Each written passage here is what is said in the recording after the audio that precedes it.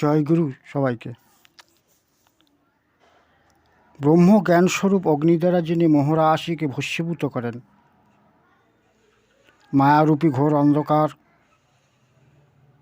বিনাশ করে সেই ব্রহ্মবিদ্যাকে যিনি অহরহ প্রকাশ করে চলেছেন, সেই জ্যোতির্ময় পুরুষ যুগে যুগে আসেন। এই যুগের বিশ্ববন্দিত মুক্তিদাতা, বিশ্বের সমস্ত ভয়কে হরণ করেন যিনি, পুরুষোত্তম শ্রী শ্রী ঠাকুর অনুকূলচন্দ্র। তার চরণে আমার প্রণাম জানাই।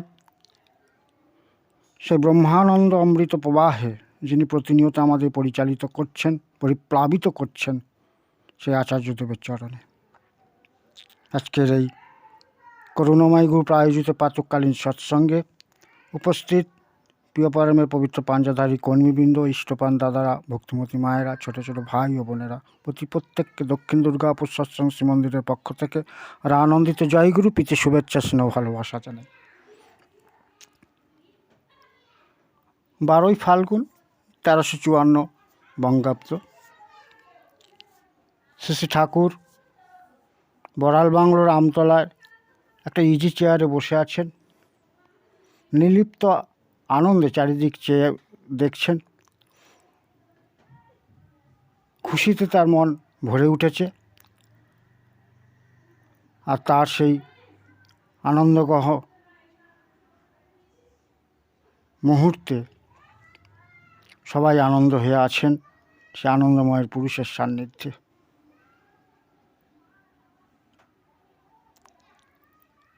সুদূর পাঞ্জাব থেকে ছুটে এসেছেন ব্যাসের সৎসঙ্গী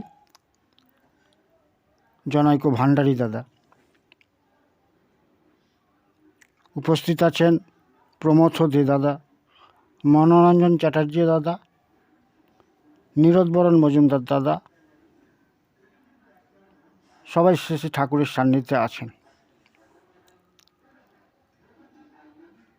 ভান্ডারীরা প্রণাম করার পর ঠাকুরের নির্দেশে একটি বেঞ্চিতে বসলেন। কুশল বিনিময়ের পরে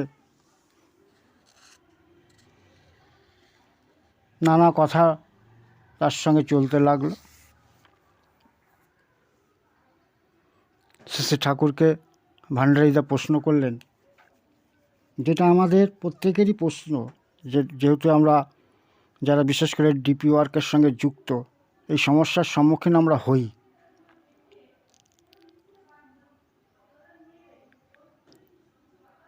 তা সেদিনও শ্রী ভান্ডারীদা ঠাকুরকে প্রশ্ন করলেন, একজন হয়তো বহু বৎসর ধরে গুরু সান্নিধ্য লাভ করল, কিন্তু দেখা গেল তার গুরুর প্রতি কোনো প্রকৃত টান গজালো না। আবার দেখা যায় একজন হয়তো প্রথম দর্শন থেকেই সে গুরুকে গভীরভাবে ভালোবাসতে শুরু করলো। এই পার্থক্যর কারণটা কি? শ্রী শ্রী ঠাকুর মুচকি হেসে বললেন, আমরা যখন স্বার্থপর এই উদ্দেশ্য নিয়ে গুরুর কাছে যাই, তখন ওই ভাব তাকে ভালোবাসার অন্তরায় হয়ে দাঁড়ায়। অবশ্য পরে আমাদের সেই ইচ্ছাগুলি, সেটা ব্যর্থ হয়েই হোক বা পরিপূরিত হয়েই হোক, তখন আমরা বুঝি যে তিনিই একমাত্র কাম্য, তার মতো কিছু নেই। তাই তাকে যখন সবচাইতে আপন, সবচাইতে প্রিয় বলে মনে হয়, তখন তাকে ভালো না বেশি আর পারা যায় না। তাই যারা একটু বুদ্ধিমান, যারা একটু চিন্তাশীল, তারা বরাবর অকিঞ্চিৎকর কামনা নিয়ে খুশি থাকতে পারে না। মনে করে তাকে বাদ দিয়ে ওইসব আজেবাজে জিনিসের পিছনে ছুটে আমার কি লাভ। আর প্রবৃত্তি চাহিদা এমনই বেয়ারা জিনিস যে তা কখনোই নিবৃত্ত হবার নয়। একটা পর একটা সে পেয়েই বসে। তাই ও পথে শান্তি নেই। শান্তির পথ হলো তার খুশির জন্য নিজের সব খেয়াল বিসর্জন দেওয়া। তাকে খুশি করার ধান্দা প্রবল হলে সেই একমুখী আগ্রহের মধ্যেই খুঁজে পাওয়া যায় শান্তি, খুঁজে পাওয়া যায় তৃপ্তি, খুঁজে পাওয়া যায় আনন্দ। যারা প্রথম দৃষ্টিতে তাকে ভালোবাসতে পারে তারাই হলো প্রকৃত প্রেমিক, আর তারাই ধন্য, তারাই প্রাজ্ঞ। তাই ভালোবাসাই হলো একমাত্র মুদ্রা যা দিয়ে আমরা শান্তি ক্রয় করতে পারি।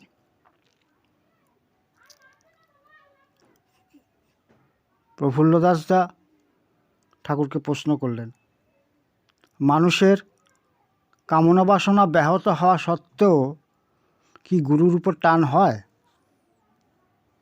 শ্রী ঠাকুর বললেন, ওই যে রজনী সেনের কি একটা গান আছে না, ওরা চাহিতে জানে না দয়াময়, চাহে ধনজন আয়ু আরোগ্য বিজয়। যা পায় তা পেয়ে যখন তৃপ্তি আসে না, তখন মনে করে তুমিই আমার শান্তি, তুমিই আমার তৃপ্তি। যারা এমনতরভাবে গুরু সর্বস্ব হয় তারাই প্রকৃত প্রেমিক। সন্ন্যাসী যারা, ভক্ত যারা, তাদের ত্যাগ ও ভোগের নিয়ামক হলেন সেই প্রিয় পরম। তার মধ্যেই তারা জীবনের তাৎপর্য সার্থকতা খুঁজে পায়। হাজারো রকমের বিবেচনা তাদের থাকে না, তাদের একমাত্র বিবেচনা হলো ইষ্টস্বার্থ প্রতিষ্ঠা। তাই তাদের বিভ্রান্তি কমে যায়। জীবন সহজ সরল ভারমুক্ত হয়ে ওঠে। নানা চাহিদার দাসত্ব যারা করে তারা কিন্তু জীবনটাকে উপভোগ করতে পারে না। মনের কষ্ট, ভারাক্রান্ত ভাব তাদের যায় না। ভালোবাসার একটা লক্ষণই হলো যে সে সতর্ক হয়, অনুসন্ধিৎস হয়, সক্রিয় হয়। এসব বাদ দিয়ে ভালোবাসা কখনোই বাস্তব হয় না। এই যে দেখো না, মাঠে গরু যখন ঘাস খায়, কিন্তু নজরটা থাকে কিন্তু তার ওই বাচ্চাগুলোর দিকে। সামনে কুকুর আসলে অমনি ঘ্যাক করে ওঠে। যে ভালোবাসে সে কখনো প্রিয়ের স্বার্থ প্রতিষ্ঠাকে বিপন্ন হতে দেয় না। তার মনে ব্যথা লাগে এমন কোনো কাজ সে নিজে তো করেই না, এমনকি চেষ্টা করে যাতে ওই ধরনের কাজ অন্যও যাতে না করে। কি করে তাকে খুশি করবে, কি করে তাকে শান্তি দেবে, সেই চেষ্টায় সে উদ্গ্রহ হয়ে থাকে। বুকখানা যার ভালোবাসার কাবেজ হয়, তার জীবন আপনা থেকে নিয়ন্ত্রিত হয়ে ওঠে। ভালোবাসা কথাটা ভালোবাসা নয়, ভালোবাসা হলে যেমনতর ভাবা বলা ও করা আসে, প্রিয়ের জন্য তেমনতর ভাবা বলা করা নিয়েই চলাই প্রকৃত ভালোবাসা। ভালোবাসলে প্রিয়ের জন্য নিজেকে বিকিয়ে দিতে ইচ্ছা করে, প্রিয়ের জন্য নিজেকে বিকিয়ে দেওয়া হয়।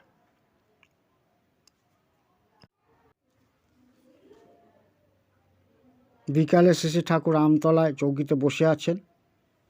বেলা শেষে সোনালি রোদ চতুর্দিকে সোনা ঢেলে দিচ্ছে। তার মুখখানি ছায়ার মধ্যে জলজল করছে। তার সান্নিধ্যে কী যেন এক অপার শান্তি। কারো মুখে কোনো কথা নেই, সবাই নীরবে এক মধুর আবেশে আবিষ্ট হয়ে আছেন। এমন সময় বৈদ্যনাথ ধাম থেকে পাণ্ডা এসে শ্রী ঠাকুরের হাতে চরণামৃত দিয়ে গেলেন। কথা প্রসঙ্গে এই চরণামৃত পানের সার্থকতা সম্বন্ধে কথা উঠল। শ্রী ঠাকুর বললেন, চরণ মানে চলন, গুরু বা মহাপুরুষের চলনায় চলাই প্রকৃত চরণামৃত পান। ওই চলনায় চলে আমরা ধন্য হতে পারি, সার্থক হতে পারি। কিন্তু ওই চলাটা বাদ দিয়ে আমরা যখনই পূজার ফুল ফল গ্রহণ করি না কেন, তাতে আমাদের তেমন কোনো লাভ হয় না। তথাকথিতভাবে চরণামৃত গ্রহণের সার্থকতা হয় যদি তা আমাদের মনে ইষ্টানুসরণের আগ্রহ সঞ্চারিত হয়। ভান্ডারীদা বসে আছেন। শ্রী ঠাকুরের কাছে জানতে চাইলেন নামধানের তত্ত্ব সম্বন্ধে। শ্রী ঠাকুর বললেন, নামই হলো বিশ্ব চরাচরের প্রতিটি সত্তার মূল ভিত্তি। তাই নামকে জানলে আত্মতত্ত্ব জানা যায়। নামকে জানতে গেলে নামীর শরণাপন্ন হতে হয়। নামী মানে যিনি নামস্বরূপ, অর্থাৎ নামের মূর্ত বিগ্রহ। তিনি হলেন দৈব পুরুষ, জীবের প্রতিটি করুণাবশে তিনি মানুষ হয়ে আসেন, যাতে মানুষ তাকে ধরে দয়াল দেশে পৌঁছতে পারে। নাম প্রেরণা যোগায়, আর ধ্যান মানুষকে ধেরভাবে ভাবিত করে তদ্ভিমুখী ও তৎচলনপরায়ণ করে তোলে। যাত্রার ধ্যান করতে নেই, কারণ তাতে ধ্যেয়ের মধ্যে যদি কোনো অপূর্ণতা, অসমাহিত গ্রন্থি থাকে, তবে তা ধ্যানের মধ্যে সঞ্চারিত হয়ে যেতে পারে।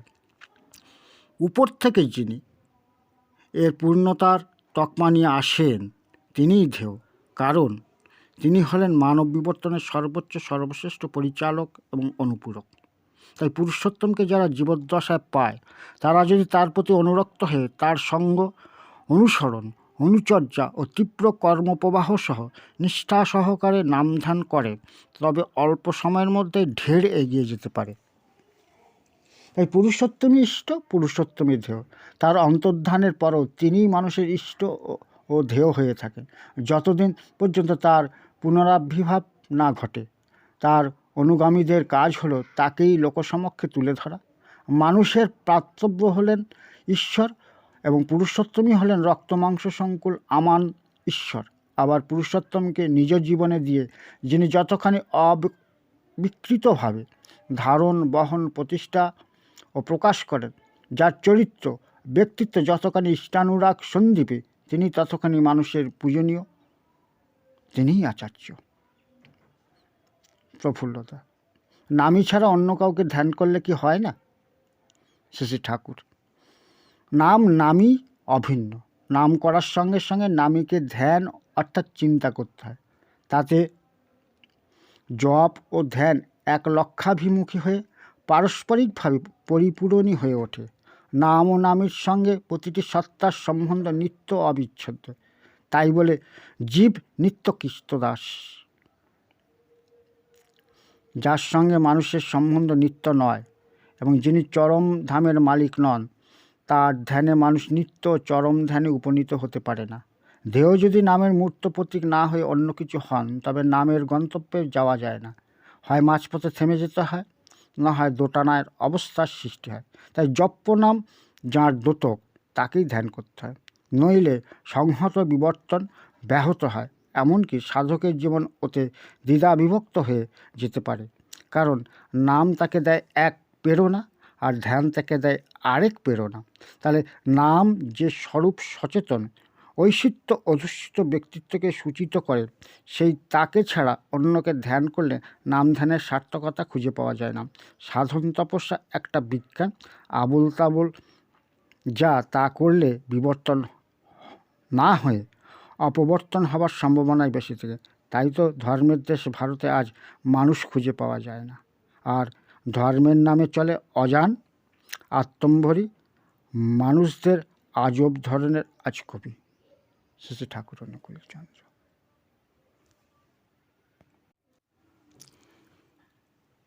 কথায় আছে যে ভগবানই সব করাচ্ছেন, তাহলে আমরা কি করি? শ্রী ঠাকুর। আমার ছেলে যখন কোনো কাজ করে তা আমি করাই না, সে করে। কিন্তু সে যদি পিতার পরিচর্যা করে তবেই তার ব্যক্তিত্ব বিকশিত হয়ে ওঠে। প্রশ্ন। তাহলে ভগবানের ইচ্ছা না হলে কিছু করা যায় না, এ কথা কেন? শ্রী ঠাকুর। আমরা চলি আমাদের ইচ্ছা মতন। আমাদের আত্মিক শক্তি আছে, সেই জোরেই আমরা চলি। তিনি করান মানে তার ওই শক্তিকে আমরা করি।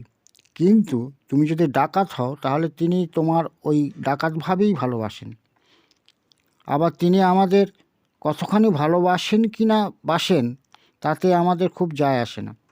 আমি তাকে কতখানি ভালোবাসতে পারলাম তাই হলো আসল কথা। গুরু তো তত্ত্বজ্ঞান হলেই তো হয়, আবার দেহধারী গুরুর কী প্রয়োজন? ঠাকুরকে প্রশ্ন করা হলো। শ্রী ঠাকুর। শুধু তত্ত্ব থাকলেই হয় না, গুরু হাওয়ায় থাকলে সব হাওয়া হয়ে যাবে।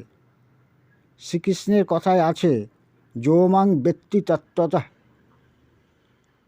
প্রশ্ন। তা তো শরীর নয়। শ্রী ঠাকুর। কিন্তু শরীর বাদ দিয়ে তো নয়, তত্ত্ব তো আমাকে জানো, তার মানে যা যা নিয়ে এই সমগ্র সংসার তাই জানো। তাহলে প্রশ্ন, তাহলে ভগবানকে বা শিব, কালী, দুর্গা অন্য কোনো দেবতাকেই গুরু বলে মানতে পারি? শ্রী ঠাকুর। সবাইকেই মানতে হয়, কিন্তু যিনি ব্রহ্মকে জানেন এমন লোককে ধরতে ও জানতে হবে। একজন অধ্যাপক বা প্রফেসর, তাকে ধরতে হবে, তবে তো শিক্ষার পথে এগোনো লাগবে। সেই জন্য তাকে কয় আচার্য গুরু, তাকে ধরেই জানা লাগে। আজকে এই পর্যন্তই থাক। আগামী পর্বে আমরা আবার ঠাকুরের এই অমৃত কথা শ্রবণ ও মননের ভিতর দিয়ে আমাদের আধ্যাত্মিক চেতনার উন্মেষ হবে, আমরা সেই ইষ্টপথে ধাবিত হব।